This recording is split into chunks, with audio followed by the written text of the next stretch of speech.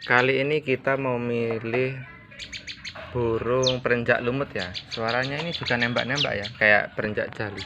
Ini saya megang yang betina ya. Ekornya ini tumpul ya, agak tumpul.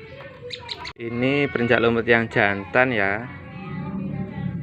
Ekornya ada lancurnya. Ini juga diberi nama perenjak lancur sama orang-orang ya, karena ekornya ini ada lancurnya. Jadi lancip terus agak panjang ya. Kalian cewek tadi kan tumpul ya. Yang kita proses dulu, nanti kita buatkan video selanjutnya insya Allah. Jangan lupa di subscribe,